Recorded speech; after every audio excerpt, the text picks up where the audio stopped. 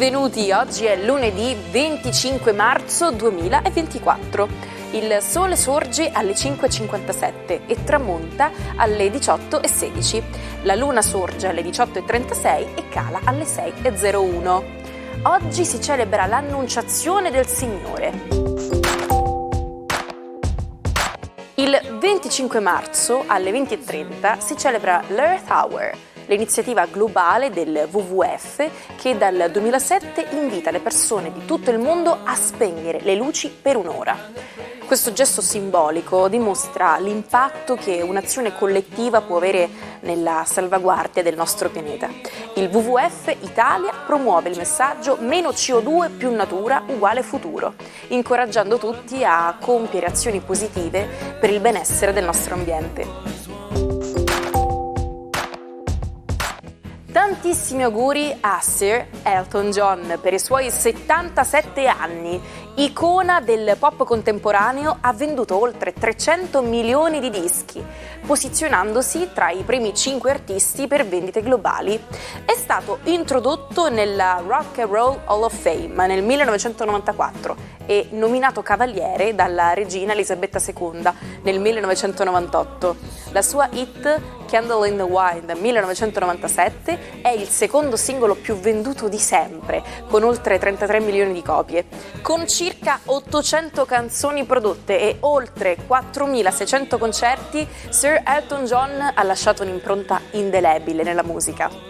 Auguri a Mina per i suoi 84 anni, icona della musica italiana. Ha vissuto una carriera ricca di successi e momenti personali intensi. Dopo 2 partecipazioni al Festival di Sanremo all'inizio degli anni 60, decide di non gareggiare più, nonostante la sua crescente popolarità in trasmissioni come Studio 1. La sua vita privata è stata segnata da una relazione controversa con l'attore Corrado Pani, che ha portato al suo temporaneo allontanamento dalla TV di Stato. Nonostante il ritorno trionfale sul piccolo schermo, ha affrontato tragedie familiari come la morte del fratello Alfredo e del marito Virgilio Crocco, che hanno profondamente influenzato la sua vita e carriera. Dopo la perdita del marito, infatti, Mina si è ritirata dalle scene pubbliche. Federico Rampini, rinomato giornalista italiano, festeggia oggi il suo 68esimo compleanno. La sua carriera inizia nel 1977 con la collaborazione al settimanale Città Futura. Successivamente entra a far parte di Rinascita e poi di Mondo Economico.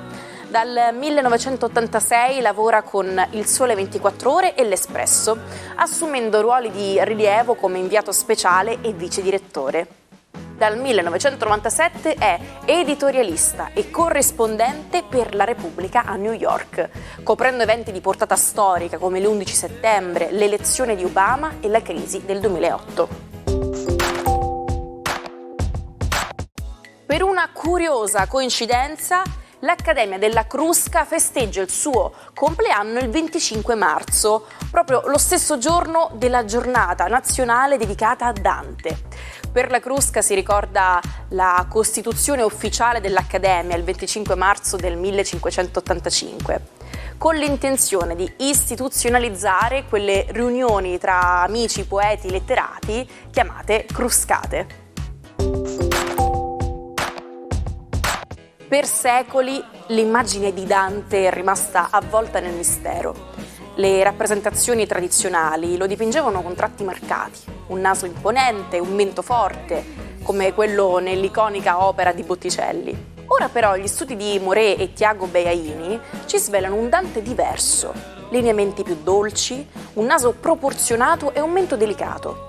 Un'immagine che cambia radicalmente quella che per generazioni abbiamo fissato nella nostra memoria. Buongiorno e buon inizio settimana ai 12. Apriamo questa seconda settimana di primavera con una bellissima luna piena in bilancia. Raffinata ed elegante, cosa farà e cosa porterà ai 12? Scopriamolo insieme. Ariete. Se la luna in bilancia chiaramente è posta ai vostri gradi e si oppone proprio al Sole e a Nettuno insieme, il che può portare un po' di confusione nella vostra visione delle cose, ma vi aiuterà Mercurio a dipanare il bandolo della matassa. Toro, Luna in bilancia, venusiana per voi, quindi abbastanza positiva, anche se la distanza in gradi è un po' debole, ma vi soccorre sempre la vostra bella Venere, che con un solido sestile con Giove riesce a realizzare grandi cose, soprattutto in amore.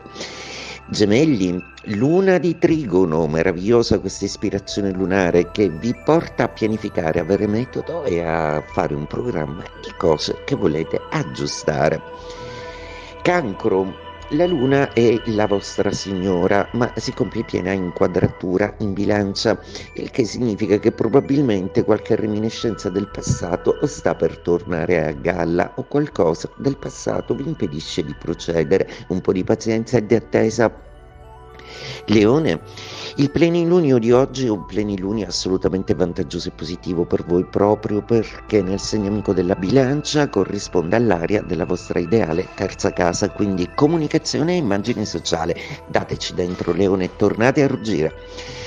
Vergine, giornata decisamente interessante visto che la luna si pone in maniera oggettiva, la visione delle cose, il vedere dentro voi stessi oggi sarà assolutamente possibile, anche perché sarà una settimana molto intensa. Bilancia, la luna di oggi vi regala tante emozioni, un trigono con Plutone creativo e seduttivo, anche se l'opposizione con Sole e Nettuno sembra un po' annebbiare la vostra percezione delle cose, rendendovi un po' confusi, caotici e romanticamente un po' melanconici. Beh, avete tutto l'appoggio di Plutone per risistemare le faccende di cuore. Oggi siete super seduttivi. Scorpione, la luna è nella vostra 12ª casa, un po' di emozioni in scarico, quindi per voi un po' di indagine emotiva dentro voi stessi. Cercherete quindi di provare ad abbracciare qualche familiare e a rendervi conto che siete delle persone amate e ben volute. Sagittario, una luna amicale, una luna molto positiva che dà una spinta pluralistica a tutta una serie di input.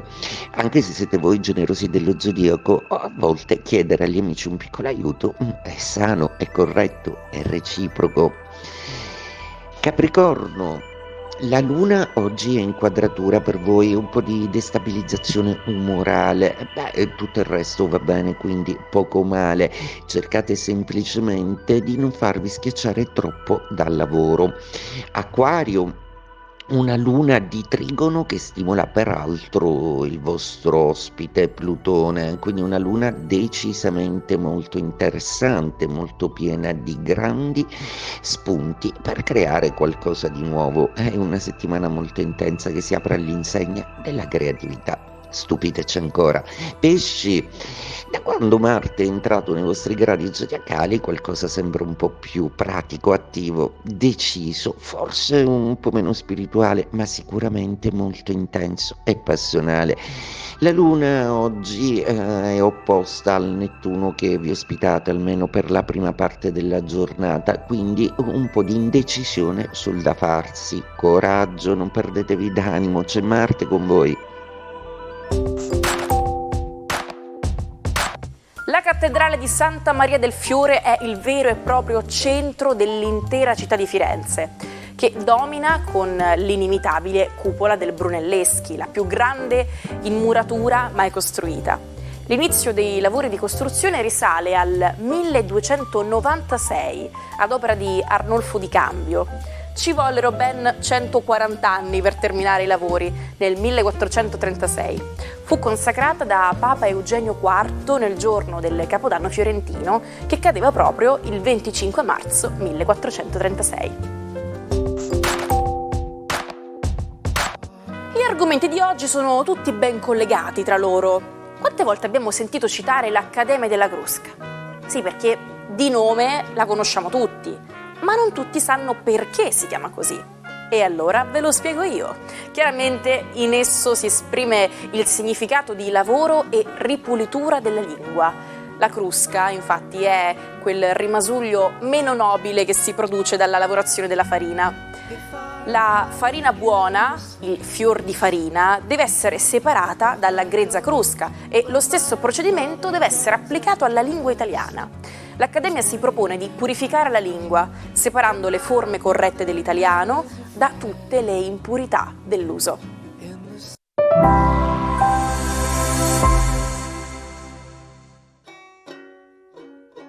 Come fare per recuperare tutti gli episodi del Almanacco che avete perso?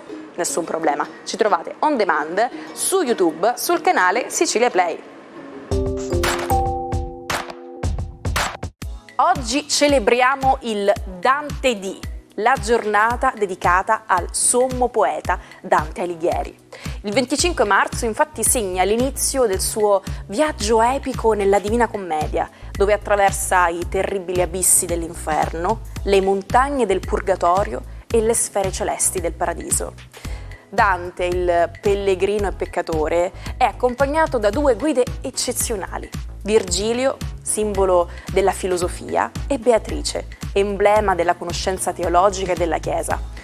Nonostante le sue sventure politiche e l'esilio, Dante trova nella sua opera la possibilità di una dolce vendetta contro i suoi nemici e persino contro il Papa Bonifacio VIII.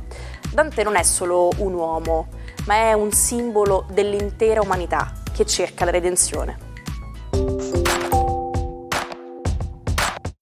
Ci salutiamo come sempre con la frase del giorno: meglio essere protagonisti della propria tragedia che spettatori della propria vita. Che dirvi, grazie per essere stati con noi anche oggi. Io vi aspetto domani con un'altra imperdibile puntata del nostro Almanacco. Ciao!